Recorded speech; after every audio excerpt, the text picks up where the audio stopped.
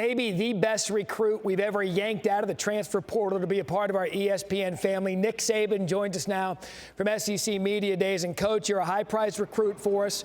We win championships here at ESPN, which means we expect the little things to lead to the big things, all right? And the little things mean remembering your credential on the first day of Media Days. Can we consider this matter closed? Yeah, we can. I mean, the guy was just doing his job. I actually wasn't doing my job because I had it on, changed ties, took it off, forgot to put it back on. So, sign of the times when you're 72. Yeah, just look, I wanted to welcome you into the office here and let you know our clear, defined expectations here at ESPN. But for you, it's got to be different. 17 years, Alabama head coach, going to SEC Media Days.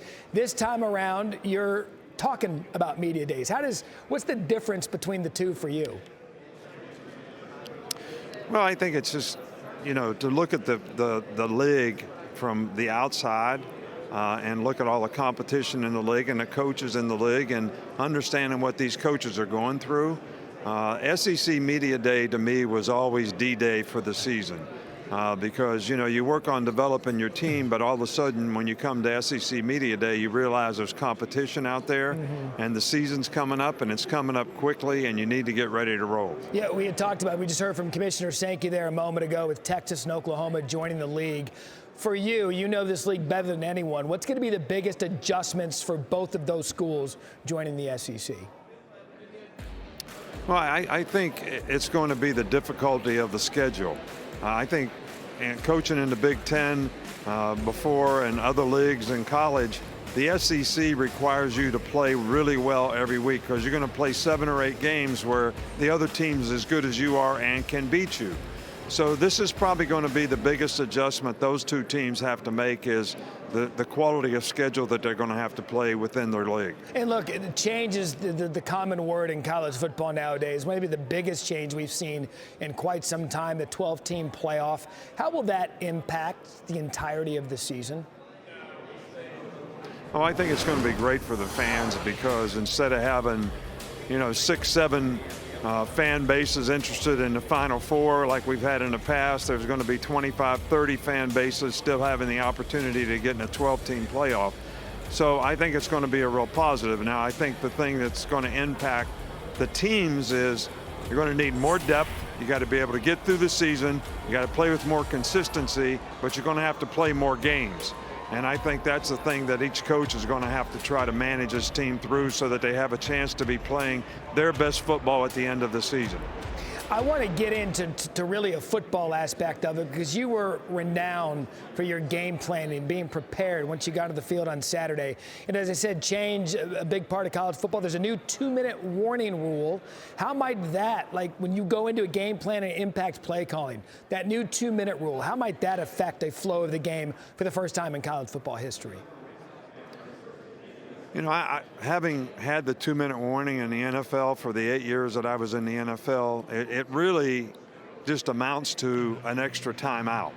And you have that timeout coming, at the 2-minute mark so you can manage your timeouts, you can manage how you play.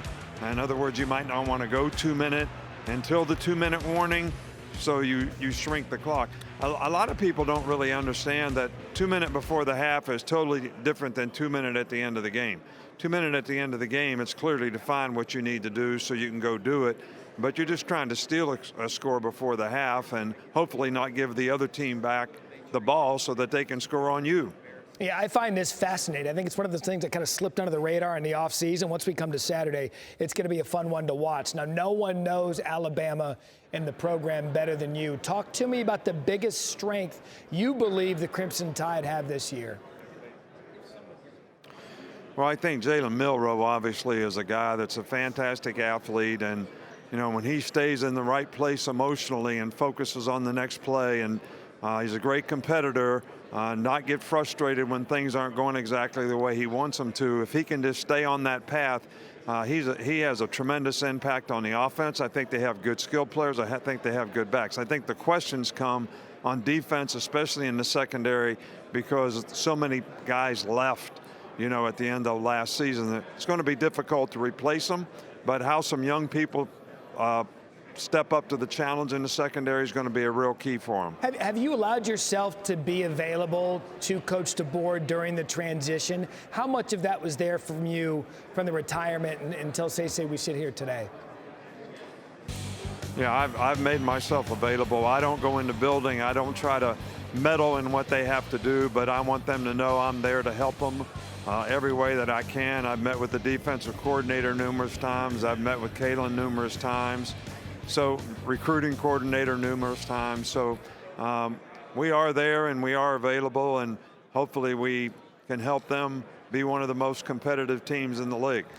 Lastly, Coach, I got to tell you, you look fantastic. You look rested. You look rejuvenated. Like, what have you enjoyed most about retirement in these months?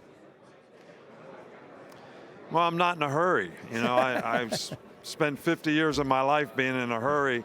Stressful situations, make decisions, go see the next recruit, you know, get ready for the next practice.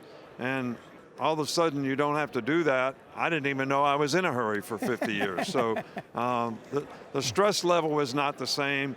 It's very enjoyable, but I enjoy working. I still want to work. I just can do it when I want to do it and don't have to do it all the time. And spend more time with the family has been a real plus as well. Yeah, we can tell you're not in a hurry. You actually had the time to change ties this morning, and because of it, a whole issue broke out. Coach, great stuff. Can't wait to work with you this season. All right, thank you all. Have a good day.